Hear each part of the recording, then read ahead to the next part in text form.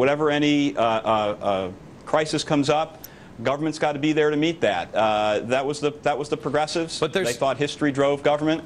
That's today. You know, there's a few things here that I think are interesting, because here's the progressives then and now. And if you look at it, okay, here's Theodore Roosevelt. Theodore Roosevelt is John McCain, a progressive. He wants health care. He wants all these big government programs. But the difference between the progressives of Republicans and the progressives of Democrats, if I'm not mistaken, John McCain says, we're America, and we'll send the troops in. We'll do it. We'll dictate to the rest of the world. That was Theodore Roosevelt as well, right? Yeah. That's the Republican version. Yes. Then you have Woodrow Wilson, who is really more of Barack Obama. Whereas, well, we could even use, we don't have Bill Clinton up here, but we can even use George Bush, which is more UN. Correct? Little bit with Bush. I would make a separation. He's more. Yeah, there you go. He's in between, because he did favor the tax cuts and the capital gains cuts. I'm talking about war specifically. Sure. The difference between a Republican progressive and a Democratic progressive and our founders said we should be Switzerland. We should stay out of everybody's business, be friends with everybody. I mean, if you're going to mess with us, we're going to pound you. Thomas Jefferson created the Marines for the Islamic pirates that were happening, right? Yes. And so they didn't take any guff, but they weren't spreading democracy. Progressives spread democracy and gooey goodness. One does it through a UN or a League of Nations. One does it through our U.S. military. Right? Good distinction. Fair. Okay. Fair? Just fair? That's fair. It's a fair assessment. It's like it's okay. Just. It's like it's not okay. Good. Thank you. So what is the difference? First of all, who's this guy? John Dewey. Okay, we just talked about John Dewey. FDR. Who is Barack Obama more like? Well, he's more like Franklin Roosevelt. The two of them very much believe in using government to solve problems. When the programs fail, you simply raise taxes. You have scapegoats. Wall Street is a scapegoat to both men. The programs fail, stimulus packages fail, you go back and you have businessmen to blame. The program is a good idea, progressivism is good, but it didn't work this time because businessmen got in the way. Let me go here on something and see if you guys can. This is what's his name? George Bernard Shaw. We just played some tape this week and last week. He's frightening. He is absolutely frightening. Would you agree, Larry? You're laughing. Yeah, he's frightening. I mean, he's the guy who said, hey, you know, chemists, please come up with a humane gas to get rid of some of these people that just don't know any better. Here's Margaret Sanger.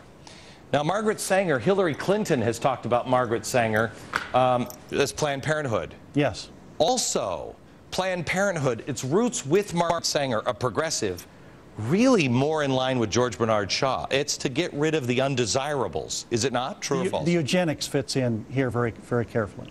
Correct, correct. But Woodrow Wilson also has a lot in common here, because he's a real, I mean, he's a dirtbag racist, is he not? He is. The number of, in fact, we had very few African Americans in federal government, but they were reduced under Wilson. And did we not, RJ, did I not read in your book that Woodrow Wilson, we had a desegregated military until Wilson, and he resegregated everybody? He resegregated the whole civil service. Yes, Glenn. Okay. Now you have to decide. These are all progressives here today. You have to decide, do we see any of the traits of some of these progressives now? I think the answer is yes, but you do your own homework. We'll be right back in a second.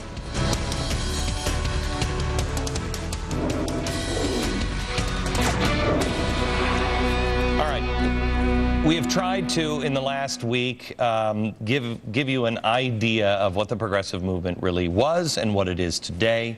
Where does history meet the present and possibly our future? We've laid out the problems. I want to talk a little bit about the solutions, and maybe I'm too focused on education is the solution, self-education is the solution. But gentlemen, help me out here. I think once progressivism is exposed for what it truly is, what the roots are, who's involved, what their motivations are, and what they believe the founders were all about, I think it disintegrates. Does anybody disagree with that? No. RJ? No, Glenn, the progressives knew that they weren't going to get very far during their own time by citing, Hegel and Marx and the rest of the lot, and so they really tried to put progressivism under the guise of the tradition of the American founding. Franklin Roosevelt did that as well. So to the extent that people become aware of what's really at work in the progressive movement, both of yesterday and today, I think that's the only hope we have. Go ahead. At Hillsdale College, where RJ and I both teach, we have a required course on the Constitution.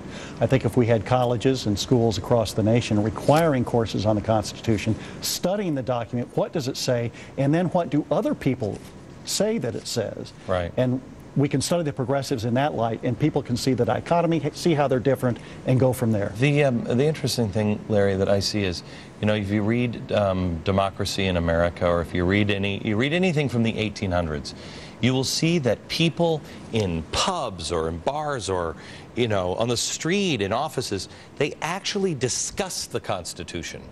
They actually talked about it and said, well, no. And the founders, the most brilliant thing that I think the founders did, when the Constitution is changed, you don't erase anything, you add it. For instance, the progressive prohibition is still in the Constitution.